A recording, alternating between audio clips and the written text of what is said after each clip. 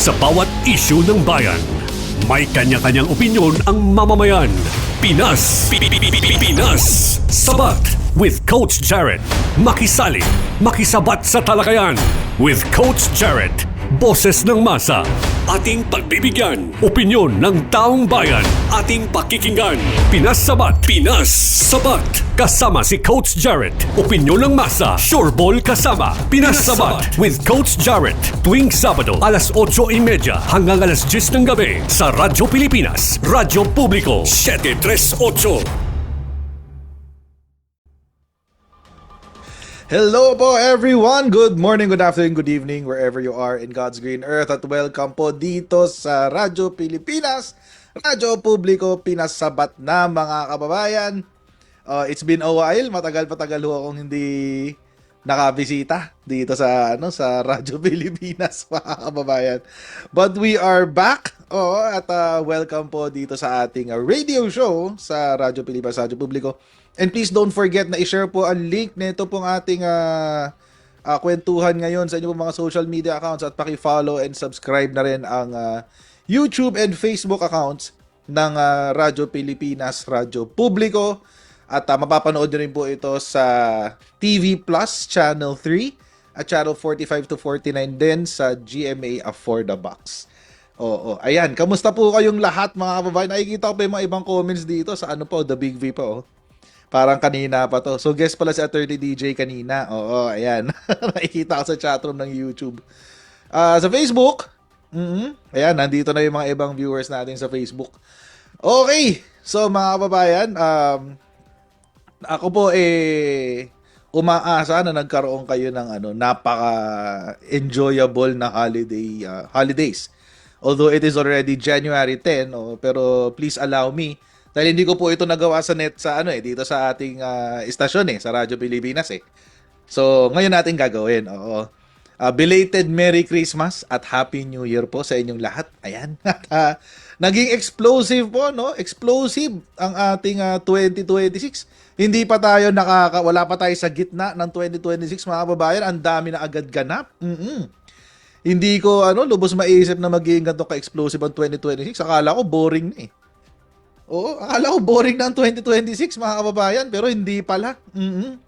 Masyadong mainit pa rin. Mainit pa rin ng politika at ang dami pa rin nung nating dapat pag-usapan. Marami din pong dapat linawin. At kung kayo po sumusunod sa ating YouTube channel, sa sarili po nating YouTube channel, sa Coach Jared Live, ma-update po kayo sa marami pong makaganapan dito sa ating bansa. Pero isa lang po tututukan natin for tonight's live stream dito po sa Radyo Pilipinas. Tutukan nun natin itong nangyari. This is actually very, very, very recent. Yung itong pagtalikod ni General Monggao. Colonel Monggao. Sa AFP. At yung kanyang pagtalikod sa chain of command. Napakalaking niya.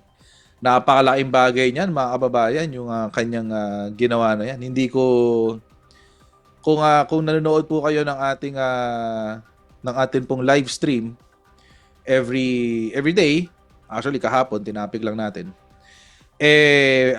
Maiintindihan po natin yung mga consequences nitong kanyang ginawa, mga kababayan. Mabigat ho ito. Hindi ho biro-biro ang kanyang ginawa, hindi ho ba? At ano kaya magiging epekto nito? Well, right now nag-iimbestiga pa lamang po ang ating AFP. Inaalam pa po nila ang magiging liability ni General Monggao. Pero balikan ho natin ang kwento. Ano ho bang nangyari? Okay, ang kwento ho ganito. Nagulat-gulat ho tayo kahapon at lumabas ang balita na ang isang trainer siya trainer siya ng AFP, isang colonel, ang nag-post sa kanyang social media account.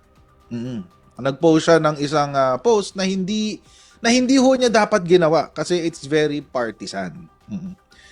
He got himself involved in partisan politics, which is something na hindi dapat ginagawa ng isang uniformed personnel. Actually, kahit sinong government employee. Mapa-uniform personnel or guro sa DepEd or maski sa DOH, mga nurses, doctors of DOH, mga abogado na nagtatrabaho sa NBI, sa DOJ, sa Office of the Ombudsman, lahat ho ng empleyado ng gobyerno. PhilHealth, Pag-ibig, SSS, lahat sila, walang exempted. Wala exempted. Hindi ho dapat nagiging involved sa mga partisan activities. Ano yung sabihin ng partisan activity? Ito yung mga aktibidad na related sa personalidad ng mga politika, ng politika sa Pilipinas. So, it may involve the administration, it may involve the other groups, yun yung partisan political activity. At mas mabigat ho yan sa ating AFP. Bakit to? Kasi yung ating AFP, mga kababayan, meron ho silang mandato na nanggagaling ho mismo sa konstitusyon natin. Actually, Article 2 ho yan, no? Article 2, Section 3 ng ating 1987 Constitution. #charter change na game. Okay. Maisingit lang ang charter change. Okay. Anong sabi sa Section 3 ng ating 1987 Constitution? Ang sabi po, the Armed Forces of the Philippines is the protector of the people and the state. Yan ho ang mandato ng AFP. Protector ng mga people, tayo, mga citizens ng Pilipinas, at ng Estado. Actually, marami hong mga galit sa administrasyon na they will stretch this definition. Oo, para palalawakin pa nila ito para isama ang pag-aaklas din laban sa gobyerno. That is already a stretch. Oo, kumbaga hindi ho 'yun ang normal na trabaho ng AFP. At I don't think merong jurisprudence na magsasabi nun. Hindi ko pa nare-research, by the way. It's only right now an opinion. Pero from what I understand or for what I know, parang wala pa yata tayong jurisprudence na nagsasabi na pwedeng gawin yun, pwedeng gawing mandato yun ng AFP. Although, subalit, ang atin pong kasaysayan, ang ating pong history, nababakas po yun sa ating history o sa ating kasaysayan. Kailan ho yun nangyari? Okay. 2 beses ho yun nangyari, mga kababayan, sa atin hong kasaysayan. Sa atin pong history. Yung unang-una po, mga kababayan, ay yung 1986 EDSA Revolution. Yun po yun. Yun po yung unang-una. At nung 1986 EDSA Revolution, alam naman ho natin na nangyari, tinalikuran ng ni God rest his soul, no, Juan Ponce Enrile, at Philippine Constabulary noon si Fidel V. Ramos, o ang kanilang mga kasama ng yung mga RAM. Sila ay tumalikod sa pagsuporta sa kanilang commander-in-chief, at yun po ang naging hudyat ng EDSA People Power 1. Dahil doon napabagsak ang unang Ferdinand Marcos na naging presidente. So yun po si Ferdinand Edralin Marcos. Okay. So yun po yung unang pagkakataon kung saan ang ating hukbong sandatahan ay naging involved in a you can call it partisan political activity. Partisan naman talaga yun eh. At yun po parang tinanggap na lang ng mga Pilipino na okay, protector of the people also means pwedeng mag-aklas ang AFP laban sa kanilang chief of staff. The second time po na nangyari yan ay doon sa EDSA 2 nung na-impeach sino ba to? Si former President Erap Estrada nung siya ay na-impeach. Tapos tinalikuran siya ng AFP ng kanyang chief of staff. Angelo Reyes yata yan, no? If I'm not mistaken. Oo. Pa-comment na lang po dyan sa chatroom yung pangalan kasi baka nagkakamali po ako sa pangalan. Pero if I'm not mistaken, it is General Angelo Reyes. Oo. Tinalikuran siya at nung tinalikuran siya, naging presidente, si Vice Presidente, that time, Gloria Macapagal Arroyo. Oo. Tapos kasi nag-resign eh. Take note mga kababayan na si ERAP ay hindi na-impeach. Oo. Hindi ho siya na-convict sa kanyang impeachment trial. Although na-impeach po siya sa lower house, hindi ho siya natanggal sa pamamagitan ng impeachment court. Siya ho ay nag-resign. So nung bumaliktad ang kanyang chief of staff na si Angelo Reyes, ayan may nag-comment na si sino ba to? Si Curly Taps. Ayan. Si Angelo Reyes nga, okay, ayan. So nung bumaliktad na si General Angelo Reyes, ayun, nag-resign si former President ERAP kasi iniwasan niyang maulit yung EDSA People Power 1. Although nangyari pa rin nga yun. So, walang nangyari. Yun pa rin siya, wala nangyari. So, napalitan ng presidente, naging si GMA at nagkaroon po tayo ng kauna-unahang two-term na president. Under the new constitution. Bakit po 2 term? Because si GMA ay nagkaroon ng 2 termino. 4 years as president, tapos 6 years as an unelected president. President by succession and then president by election. So, ayun. Ganun nung nangyari nun. And because of that, dahil po dun sa ganung angulo, no, dahil dun sa ganung nangyari, kahit wala hong jurisprudence na nagsasabi na ang protector of the people binibigyan ng kapangyarihan ng ating armed forces na bilang protector of the people na kapag sila ay tumalikod, magpapabagsak sila ng gobyerno, naging katanggap-tanggap na lang. Kumbaga by default, wala namang batas na nagsasabi na pwede yun. History lang. This time, mga kababayan, for the past, ilang taon na ba? 3 years? For the past 3 years, inuudyokan. Kawawa po ang ating AFP for the past 3 years. Inuudyokan sila ng mga oposisyon, inuudyokan sila na tumalikod sa ating Pangulong Bongbong Marcos. At hindi ho natin although kasalanan naman niya, pero hindi ho natin masisisi kung merong gumawa.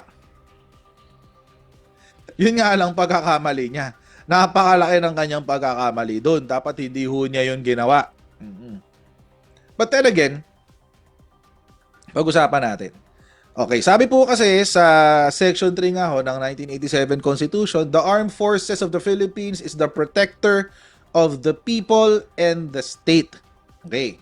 Pero hindi ho kasi yun doon natatapos. Meron po kasi next sentence yun. Its goal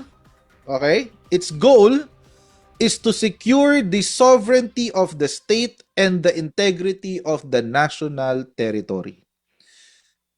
Sa ibang salita, mga kababayan, ang pinakalayunin po talaga, so kung ang mandato ng armed forces ay protektahan ng tao at ang estado, ang kanila pong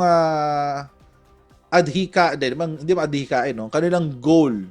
Ano ba Tagalog ng goal, mga kababayan? Hindi ko kasi alam ang Tagalog ng goal eh. Ang kanilang layunin na lang.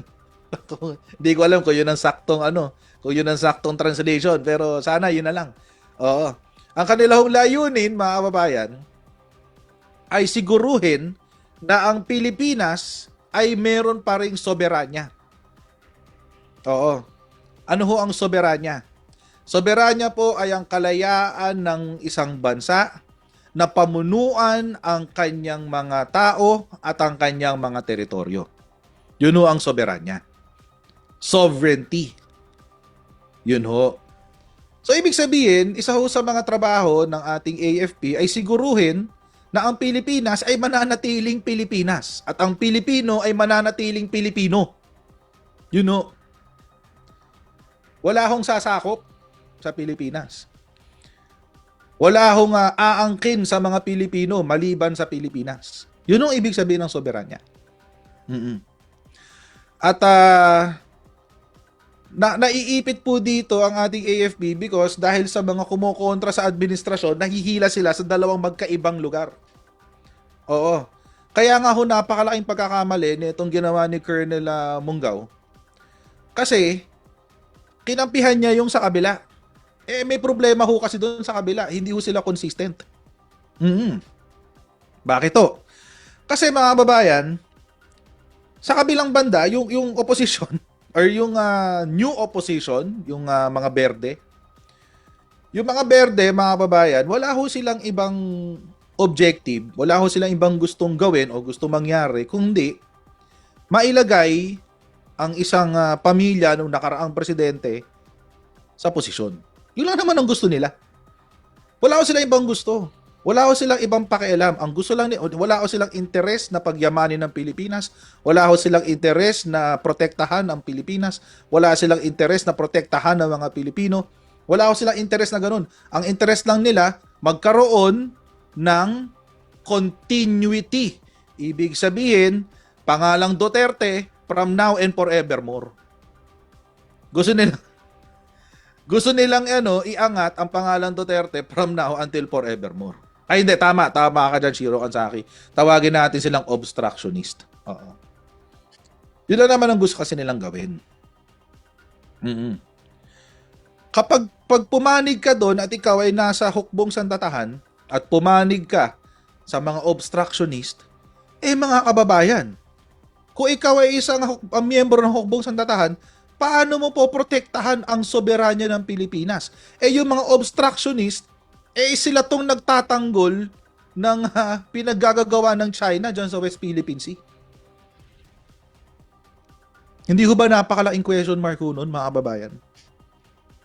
Paano mo masasabi na ikaw ay isang makabayan, ikaw ay miyembro ng hukbong sandatahan, at nirespeto mo ang soberanya ng Pilipinas, at pinoprotektahan mo ang integridad ng teritoryo ng bansa, kung West Philippine Sea pa lang, hindi ka na makapagsalita. Basic ho yun . Paano mo masasabi na itinataas mo o pinoprotektahan mo ang soberanya ng Pilipinas kung kumontra lang sa China sa pamamagitan ng pagsasalita, hindi mo magawa. Sa halip, kumakampi ka pa.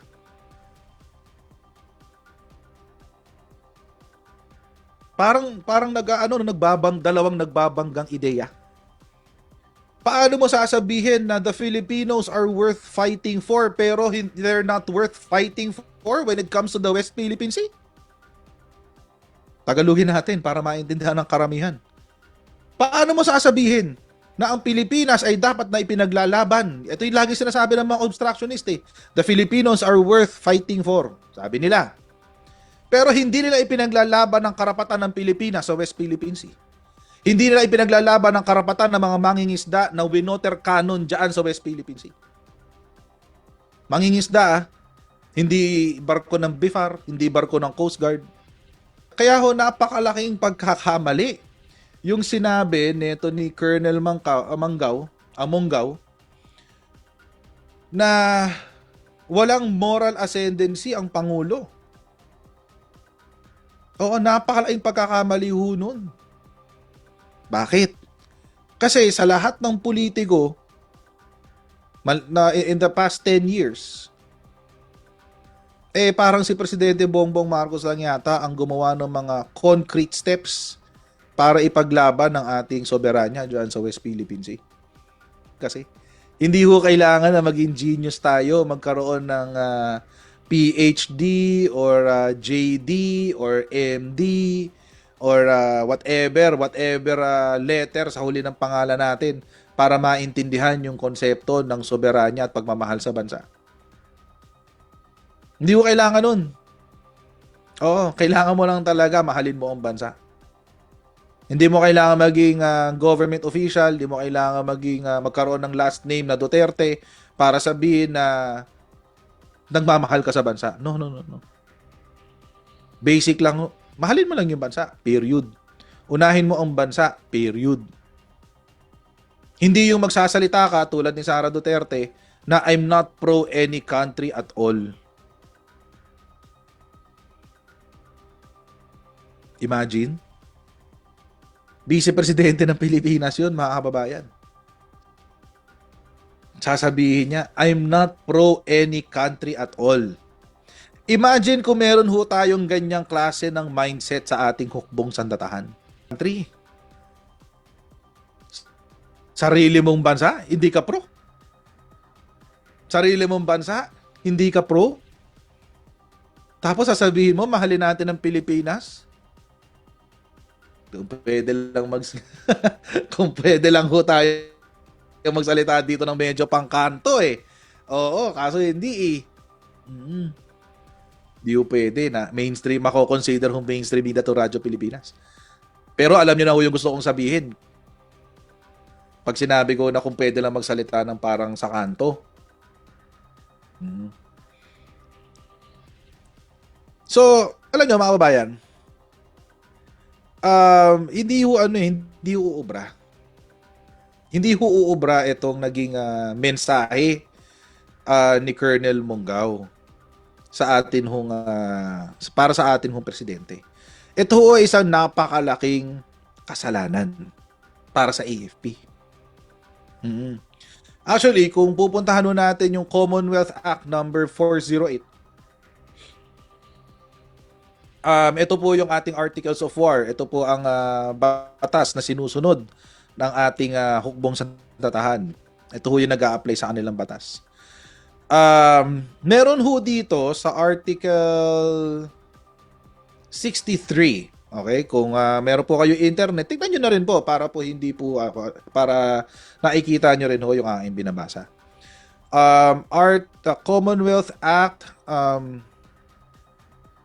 408 of 1938. Nakasulat po dito sa Article 63. Sa Article 63, ang sabi, disrespect, insubordination, and mutiny. Yun, ang bigat. Oo, disrespect lang mga kababayan. Pinaparusahan na. Disrespect pa lang. Hindi ho ito joke. Oh, puntahan nyo ho. Commonwealth Act 408 of 1938. Hindi ho ito joke. Disrespect, insubordination, and mutiny. Siyempre, no? Disrespect, pambabastos. Insubordination, hindi pagsunod sa mga utos. At mutiny ay pag-aaklas sa chain of command. Mutiny. Nakasulat to ang disrespect. Meron hong iba't ibang mga definition ng disrespect, no? Meron disrespect to a superior officer, willfully disobeying a superior officer, may kasama ring assault, insubordinate conduct, mutiny or sedition. Failure to suppress mutiny or sedition. So kapag hindi mo pinigilan, kasama ka rin dun. Pwede kang madamay pag hindi mo pinigilan. Quarrels, frays, disorders, blah blah blah. Okay. Pero tututok tayo sa pinakauna, Article 63. Disrespect toward the President, Vice President, and National Assembly. National Assembly, ibig sabihin, ayan po yung present-day legislative. Dati ho kasi National Assembly ang tawag. Pero ngayon, legislative na po ang tawag dyan. Sabi po, any officer who uses contemptuous or disrespectful words against the President, Vice President, or the National Assembly. So, ito po yung mga elemento, ha? Contemptuous. Ano ba yung Tagalog ng contemptuous? Sa English, alam ko ibig sabihin niya. Pero pag Tagalog, ang hirap sabihin. Ito yung ito yung mga act, these are acts that show disgust. Oo. Pandidiri, ganon. Mm-mm. Ito ay mga akto na nagpapakita ng pandidiri, contempt, or pambabastos. Pwede rin pambabastos. Disrespectful words. Kasama yan. Kahit mga salita lang. O yun yung mga elemento ha. Kahit sinong opisyal na nagsasalita o nagpapakita ng pambabastos sa ating kanino? Mapanlait. Ayan, Jorge, salamat. Mapanglait. Thank you very much. Sa atin pong kanino? Sa Presidente, Vice Presidente at National Assembly. Kasama pala ang legislative dito, ano? Oo. Good luck sa mga sa mga retired. O buti na lang retired na sila na nagsasabi sa ating Congress na sila ay mga crooks. Oo, ganun pala rin, no? Kasama pala yung National Assembly or Legislative. Anong mangyayari sa kanila? Shall be dismissed from service. Tanggal agad. Tanggal, mga kababayan. Matik, tanggal. Wala nang usap-usap, wala nang kwentuhan. Matik, tanggal. Or suffers such other punishment as a court martial may direct. So pwede rin nung ma-court martial. Ito pong ating active na AFP personnel. Any other person subject to military law who so offends shall be punished as a court martial directs. Oo. Si Bak, dismissed eh. Dismissed from service. It is very clear, mga kababayan. Ano ba yung sinabi ni Colonel Mongaw? Tatalikuran na raw niya ang presidente. Dahil nawala na raw ang moral ascendancy ng presidente. These are words na palaging sinasabi ng kulto ng mga DDS. I call them a cult because it is a cult of personality. Wala naman talagang basis yung mga sinasabi nila. Oo. Mga kultong DDS. Yun ang kadalasan ng sinasabi. Bakit kaya? Bakit kaya yun ang palagi nilang sinasabi? Pag-uusapan natin yan, mga kababayan, after po ng ating break. Kita-kita po tayo na bit, guys. Sa bawat issue ng bayan, may kanya-kanyang opinyon ang mamamayan. Pinas Sabat with Coach Jared. Makisali, makisabat sa talakayan with Coach Jared. Boses ng masa. Ating pagbibigyan. Opinyon ng taong bayan. Ating pakikinggan. Pinas Sabat. Kasama si Coach Jared. Opinyon ng masa. Sureball kasama. Pinas Sabat with Coach Jared. Tuwing Sabado, alas 8:30 hanggang alas 10 ng gabi sa Radyo Pilipinas. Radyo Publiko 738.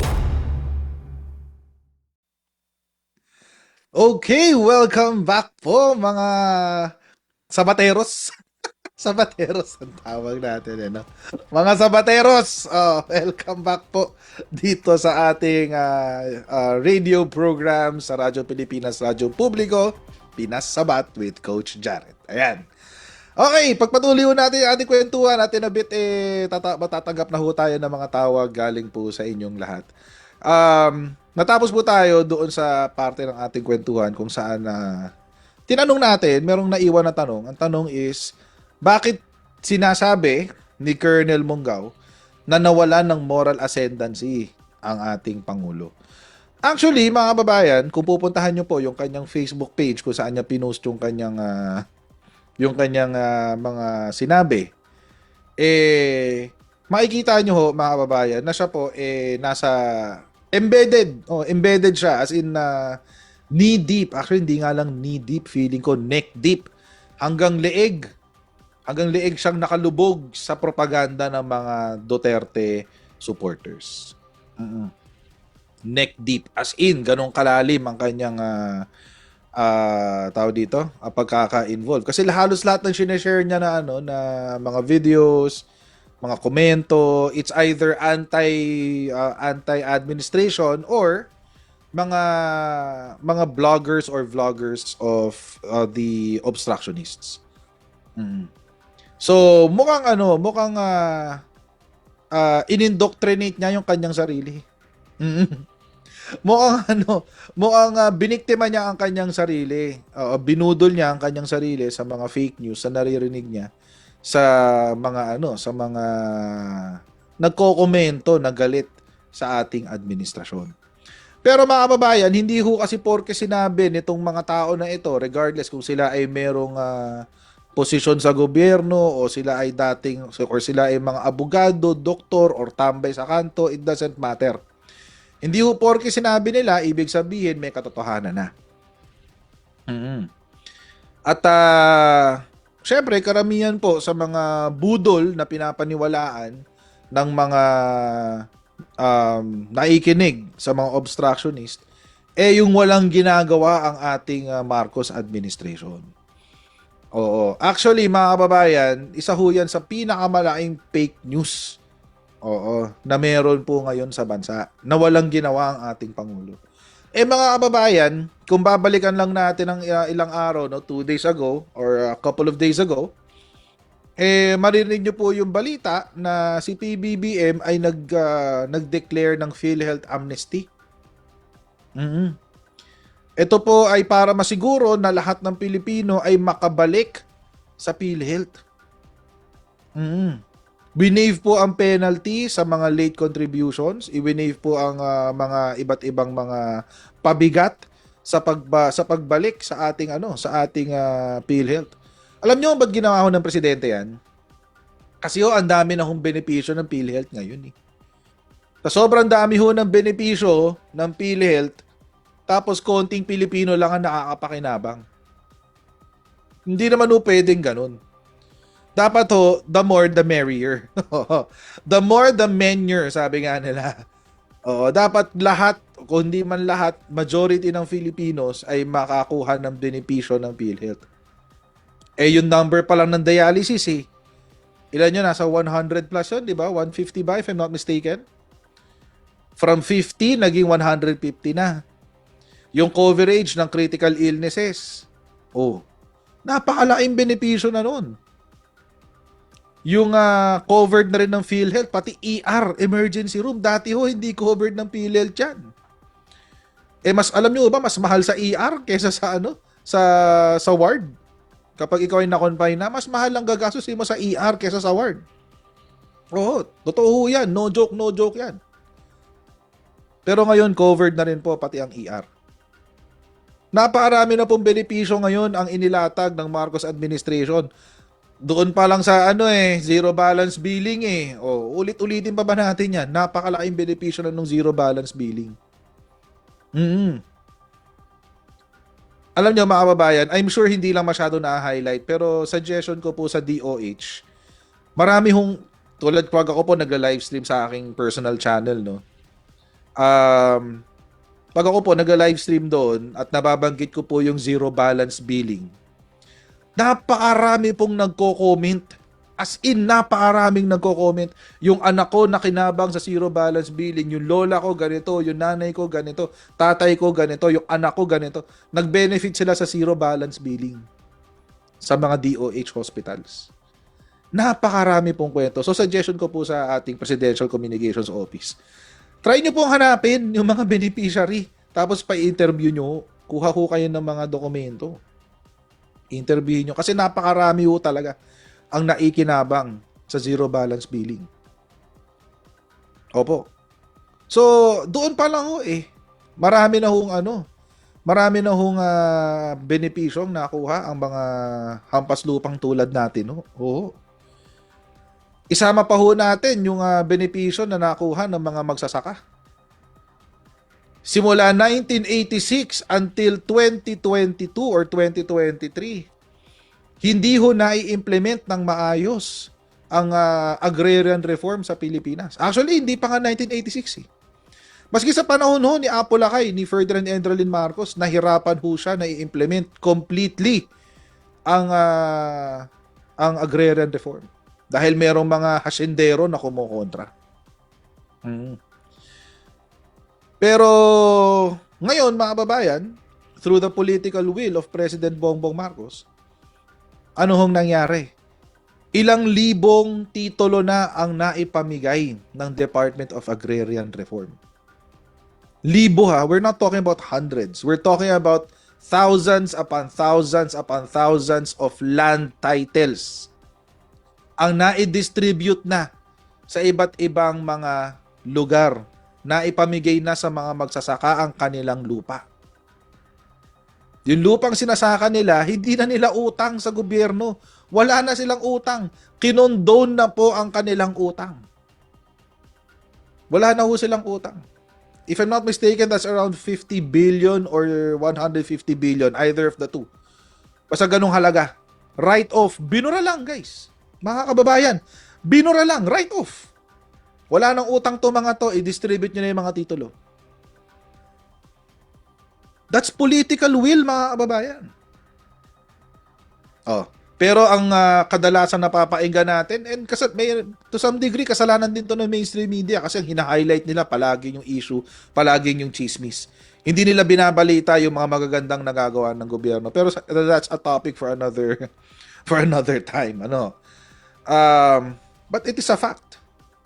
It is a fact. Yung pabahay ni PBBM. Of course, it was a lofty goal to provide 1 million houses per year. Masyadong mataas ang pangarap.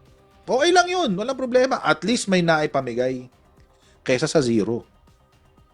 Pero saan nakatutok itong mga obstructionist? Saan nakatutok itong mga propagandista ng mga Duterte? Grabe naman si Presidente, 22 classrooms lang ang napagawa. Sa DepEd, 22 classrooms lang. Grabe. Oo, 22 classrooms noong ang nakaupong DepEd secretary ay yung, unfortunately, the elected vice president. Ewan ko lang.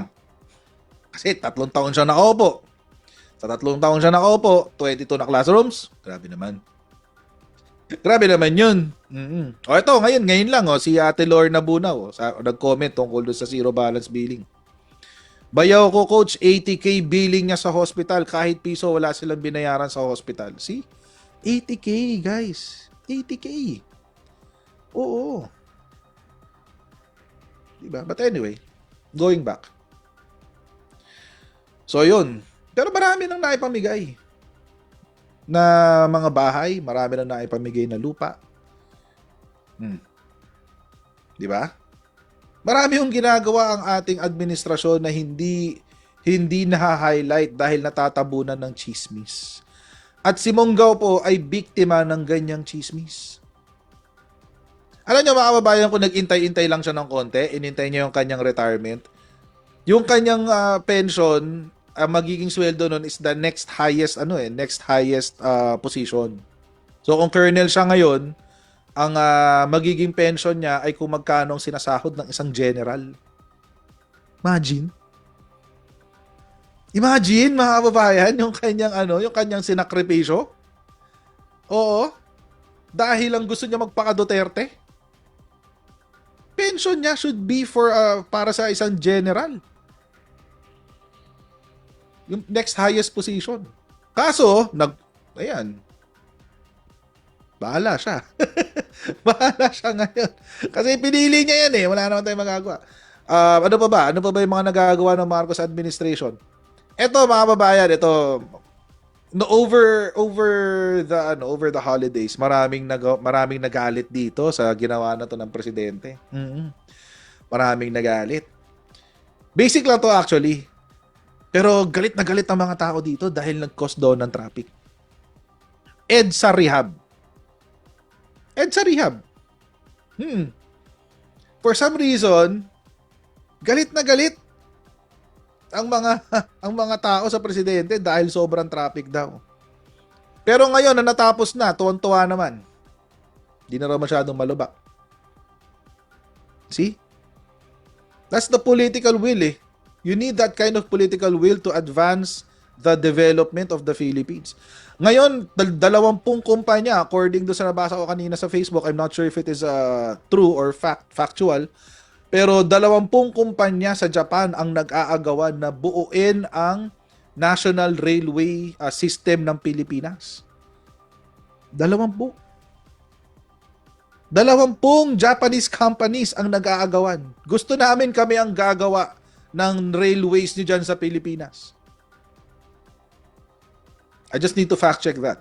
Kasi hindi ko pa siya na detalye. Hindi ko pa nabasa in detail. Pero alam niyo po ba mga kababayan kung bakit bumaba ang turista sa Pilipinas? Kasi po, karamihan ng turista natin ay Chinese.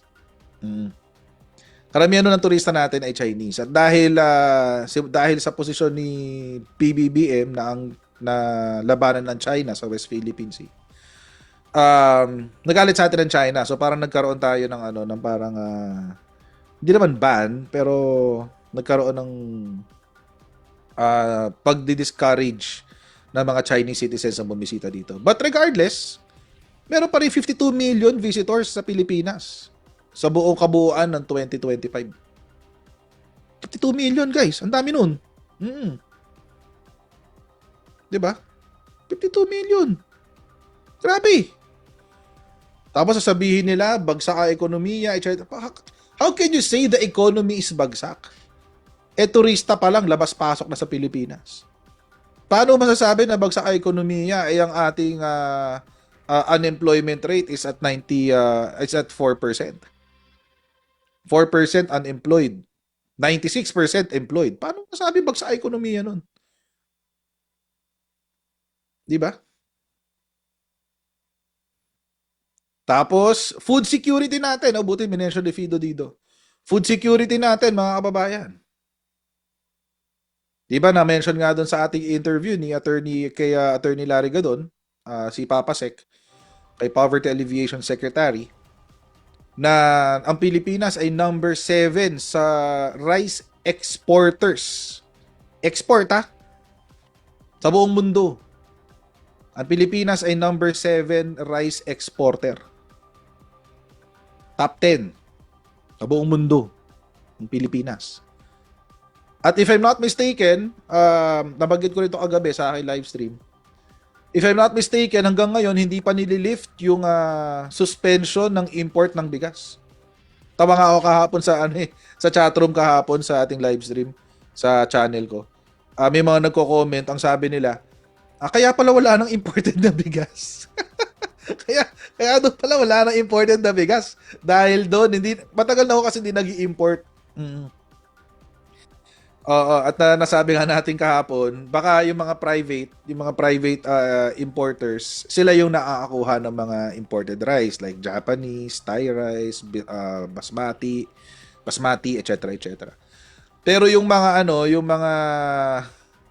yung mga regular natin, hindi na sila bumibili ng import. Ito karamihan ng ating bigas ay local. So, alam niyo kung ba't maganda 'yon? Kasi ibig sabihin, wala na tayong masyadong shortage ng bigas. Imagine, hindi tayo nag-i-import. Ang tagal na niyan, mga 6 months na, simula last year. Alam niyo kung bakit nagkaganon? Dahil si PBBM po, sa tulong ng ating Department of Agriculture, ay nagpatayo ng 155 na rice processing plants. Rice processing centers. 155, guys. Tahimik lang ang presidente. Hindi natin alam, meron na pala siyang pinapagawa na 155 rice processing centers. By the end of his term, mga kababayan, ang target, 300 nationwide na rice processing centers. At talagang hindi na tayo i-import. Talagang hindi na tayo i-import, guys. Dahil marami na tayong bigas, mga kababayan, ang gobyerno kaya na mag-subsidize. Di ba? Kayang-kaya na mag-subsidize. Kaya tayo merong 20 pesos na bigas sa mga kadiwa stores. Dahil ang NFA, punong-puno na ang kanilang warehouse ng bigas na pangreserba sa panahon ng sakuna. Punong-puno na ang kanilang warehouse, kailangan na nilang ibenta yung sobra. Kailangan na nilang ilabas. Dahil sa sobrang daming ani ng bigas. Ngayon lang nangyari ulit yan. Nung si Presidente Bongbong Marcos na nakaupo. Nakailang presidente tayo lumipas. Ngayon lang uli natin naririnig. Ngayon lang uli natin naririnig na nag-e-export tayo ng bigas. Top 10 pa. Imagine. Tapos sasabihin ng isang Colonel Monggao, walang moral ascendancy. Baka kasi na brainwash siya. Oo. Hinayaan niya yung sarili niya na ma-brainwash ng kasinungalingan at propaganda ng mga obstructionist. At ngayon, ang resulta ng kanyang brainwash ay tanggalin o i-publicly declare ang pagtalikod niya sa Pangulo, i-publicly declare ang pambabastos niya sa Pangulo. Ngayon, nanganganib ang kanyang karir, nanganganib ang kanyang pension. Hindi ko kabayanihan yun, mga kababayan. It's the opposite. Ayoko na lang sabihin dahil tayo nasa mainstream. Bawal. Bawal. Oo. Bago po mag-umpisa, nung nasa planning pa lang kami nitong show na to, sinabihan na ako Coach, bawal yung ganito ha. O, sige po, walang problema. Walang problema. Pero kabaliktaran ho ng katalinuhan ang ginawa ni Colonel Monggao. Kabaliktaran po ng katapangan ng kanyang ginawa. Naging reklamador lang siya. Oo. Naging reklamador lang ho siya. At ngayon, ginagawa ho siyang bayani ng mga obstructionist. Wag ho niyong agatin, guys. Hindi ho siya bayani. Dahil sinabi na rin po ng AFP ang tunay na motibo kung bakit siya nagsalita ng ganun. Hindi ho natin dito sasabihin. Sasabihin ho natin sa mamaya. Sa ating susunod na live stream. Pero tatanggap na ho tayo ng tawag maya-mayang konti lang. Magbabalik po tayo in a few minutes, guys. Kita-kita po tayo. Sa bawat issue ng bayan, may kanya-kanyang opinyon ang mamamayan. Pinas Sabat with Coach Jared. Makisali, makisabat sa talakayan with Coach Jared. Boses ng masa. Ating pagbibigyan. Opinyon ng taong bayan. Ating pakikinggan. Pinas Sabat.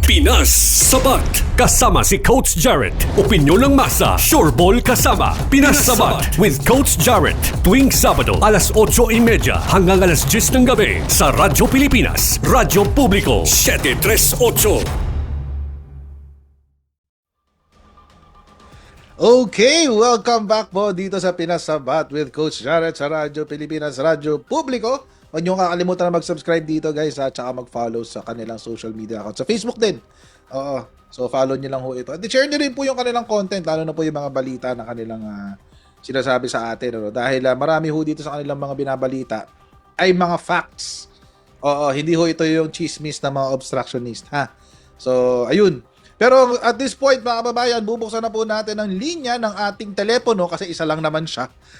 Isang telepono lang naman siya. Oo. So, pwede na po kayong tumawag sa 0960-826-9015 ang ating question for today's Pinas Sabat. Oo. Eto na. Question for today. Pinag-usapan natin yung history, pinag-usapan natin yung opinion natin dito sa sa topic ng kay Colonel Monggao. Eto ang tanong. Dapat hubang patawarin ng ating Pangulo si Colonel Monggao? Grabe. Yan ang tanong, ha. Dapat hubang patawarin ng ating Pangulo si Colonel Monggao? Okay. So, may tawag agad tayo, guys. Sagutin na natin to. Hello po, sir. Good evening. Welcome to Pinas Sabat. Hello, good evening, Coach. Yes, sir. You're live. Ano pong pangalan natin, sir? First name lang, ha? is Limuel from Singapore. Ayun, Sir Lemuel. Ayan, ano pong masasabi nyo sa ating question for today? Dapat bang patawarin ni Presidente si Colonel Monggao? Sa akin, I think hindi pwede kasi I grew up like around the military family. Not exactly a military family, kaya lang my mother used to work when she was still alive. Mhm. She was working in PMA as uh,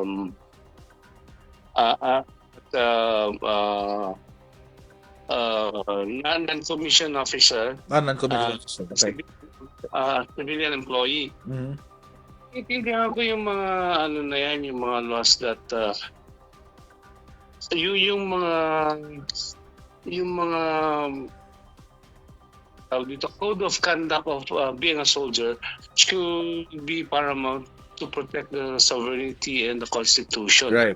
So yung mga lumalabas ngayon na yung Commonwealth Act na binanggit mo kanina, and I've seen a lot of posts Mhm. na under Article 63 na talagang lumabag ka sa batas.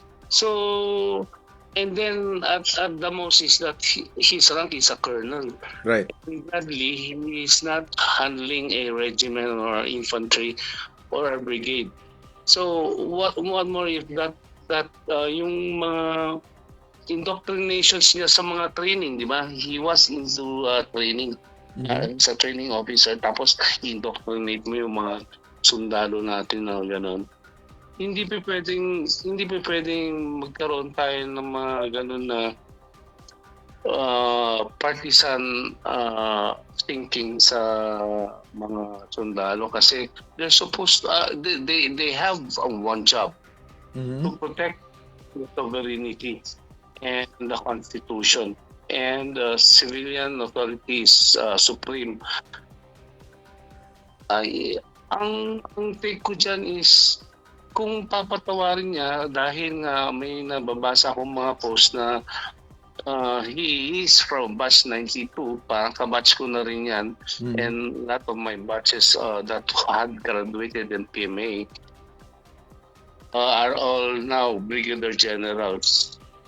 So ang ano dyan, parang nagsasour griping ka.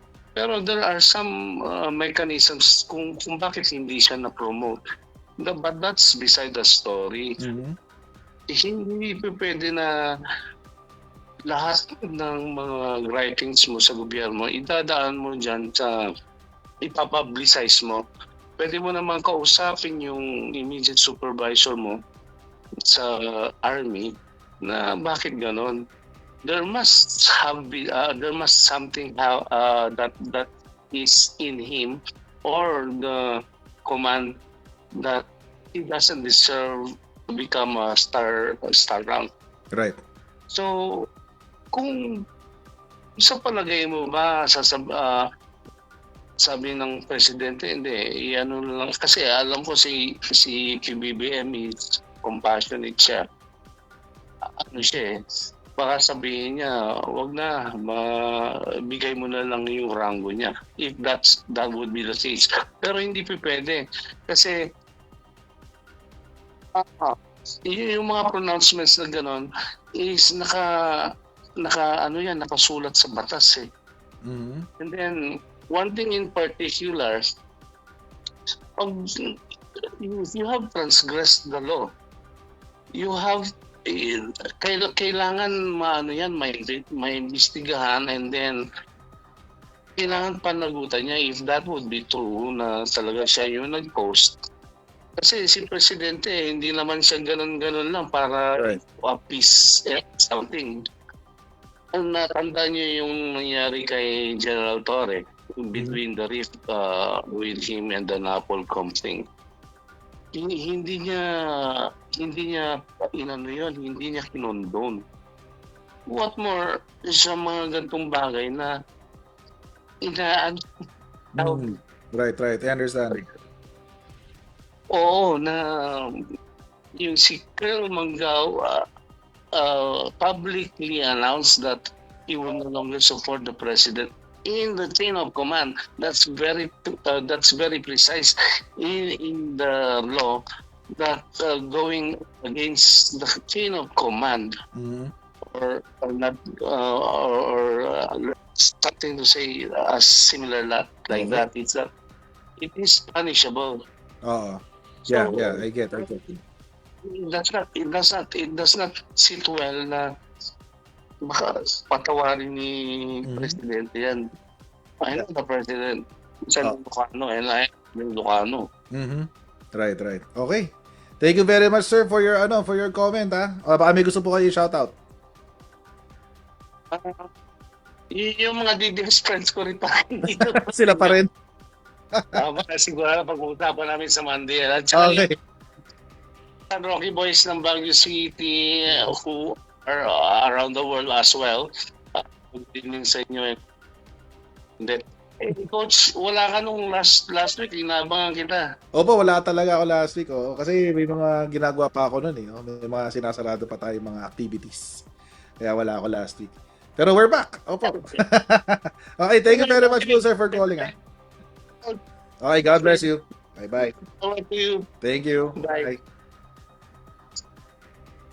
Okay, next. Okay, you're live po. Welcome to Pinasabat. Hi, good morning po. Hello, good morning. Hi, Coach. And good morning to everybody. Yes po. Ma'am Nate po, pakilala po ulit tayo. Baka di ko kayo kilala ng karamihan. Jenny Lynn po from Canada po. Ayan, sige po ma'am. Ito lang po yung sa akin, no? Kasi as I heard na Colonel Monggaw.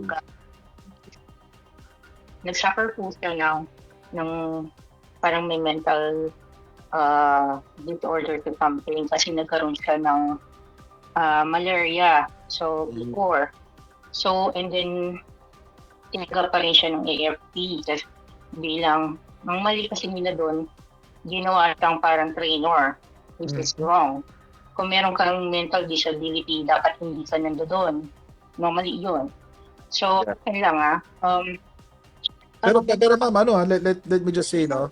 Pero ma'am, let me just say na hindi pa tayo sure doon. Baka po reported lang po 'yan. Yun, ang nagsabi po kasi noon is from the military din. Mhm. Okay. Na members na during the time na nagtuturo siya, sabi ng mga former students niya, meron daw mga aliens. Hindi alien na foreigner, alien from other place. Okay, yun. So, talagang sa akin. So, magre-retire na siya. So, kay PBBM, siguro na lang, being military, or himself, military siya dati si PBBM. Patawarin niya na lang kasi mag-retire ng tao, tsaka merong mental disability yung tao. That's it. Yun na, humanitarian. Yeah, for humanitarian reasons, no. Yun lang. Okay. Yun sa akin, bro. Okay. Thank you very much for calling. Ma'am, baka may gusto kayo batiin. One all, no? One who says na huwag patawarin, may isa nagsasabi patawarin for humanitarian reasons. Interesting. Okay, one more call. Okay. Hello ma'am, you're live. Welcome to Pinasabat. Yes, good evening. Good evening na po sa Pilipinas. Good evening po. Yes ma'am. Ano pong pangalan natin ma'am para makilala po tayo ng lahat? Ann. N? As in letter N? Ann. A-N-N-E. Ann. Okay, Ann. Kala ko N as in letter N. Okay, sige po ma'am. Ano pong masasabi niyo? Patawarin na lang po ba or parusahan? Hindi. Kasi I have like my foster brothers and my foster sons sa PMA. Pag nagkamali ka,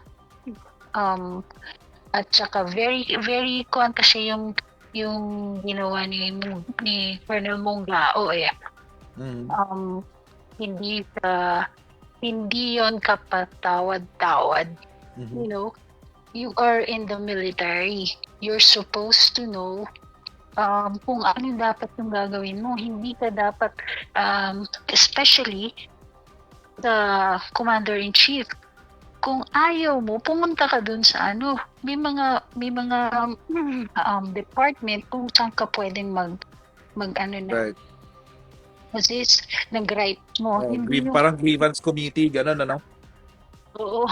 Mm. Tapos, you talk to your mistats, you talk to your upper class. Hindi pwede yung basta mo na lang titirahin yung commander-in-chief. Mhm. Eh, military ka eh. Tingin sa'yo ng mga underclass mo. Yun, kasi pag parang yung isang general, pag umano ka ng honor code sa kadete, tanggal ka agad eh. Hindi yung wala ka ng wala nang yung patawad, hindi, because you're in the military. They trained you in the academy, tapos nag-train ka pa dun sa nung tumataas ka na, Mhm. diba? Right. Sa akin, hindi yan pwede. What if coach, gagawin ulit, diba? Pinatawad mo, gagawin ulit. Yes, I understand. Yeah, I don't think so, coach. Okay. Hindi pwede yun. Thank you very much po, Yeah. ma'am, for your for sharing to us your thoughts. Baka may gusto po kayong batiin, ma'am. Lahat na lang na nakikinig na loyalist na katulad ko. Ayan. Shout out to kayo na. Saka sa mga foster brothers ko and the foster sons ko, tsaka kay Kuya Omet, Broad. Yan. Okay. Okay. Shout out po sa inyong lahat. Okay. Thank you very much po for calling, ma'am. God bless. Thank you, Coach. Bye. God bless. Bye-bye. Okay. Ayan. So, 2-1. 2-1. Ano? Dalawa na huwag patawarin, isa na patawarin. Oo. Ayan. Tawag po kayo mga kababayan. Nakikita nyo po yung number sa taas. 0960-826-9015. Tawag po kayo sa WhatsApp. Opo, WhatsApp lang kasi ang pwede sa akin. Wala tayong Viber, guys. Oo. WhatsApp at kung nasa Pilipinas naman kayo, pwede rin diretso ng call. Right. Here's another one. Okay. Hello? Hello, ma'am. Ma'am, sir. You're live sa Pinasabat. Hello? Yes. Hello? Nanonood po kasi ako ng live. Ay, ma'am. Opo. Ay, ayun pala. Oo. Ma'am, baka okay lang po ba na ano yung call, guys? baka na-pressure. Ma'am, tawag ka ulit ha. Nawala yung call mo. Hindi ko alam ba't ka naputol. Oo. Okay. Game. Next. Next caller. Nawala siya eh. Nawala si Madam eh. Oo. Okay, tayo natin. Baka may tumawag ulit. Okay, so far, right now, it is 2-1. 2-1. Ibig sabihin, dalawa ang nagsasabi na wag patawarin at maging by the book. Oo. At isa naman na nagsasabi na patawarin na natin, mag-retire na siya dapat eh. Well, that's another that's another fact na hindi natin nabanggit kanina. Magre-retire na siya sa May. June na siya okay? Sige po, ma'am. Ano pong pangalan natin?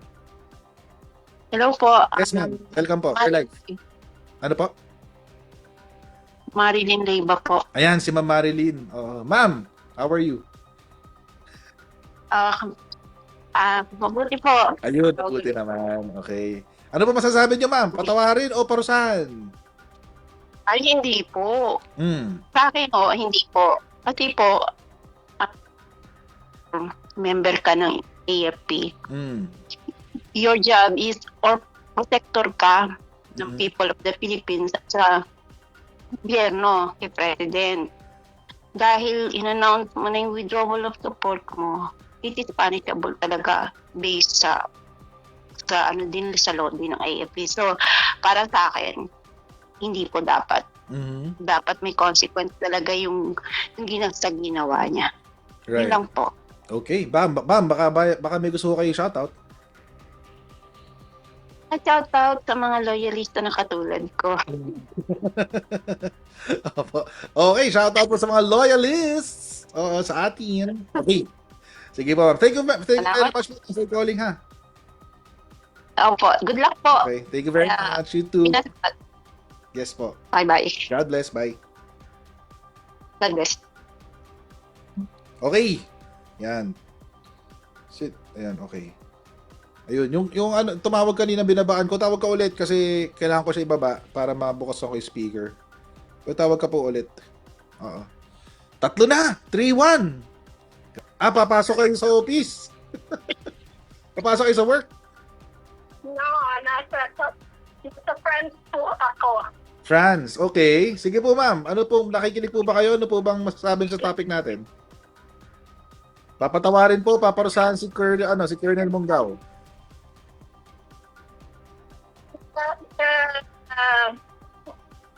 Pabubukas ko ng live mo, Mhm. nakita ko nga na yung pinasabat. Ay, hindi ko pa na ano klase yung topic mo eh. Okay, sige po, ma'am. Bati na lang po tayo, ma'am. Baka gusto niyo pong bumati. Pinapati namin yung mga nandiyan sa Pilipinas sa mga kamag-anak namin and Opo. importers of course. Okay.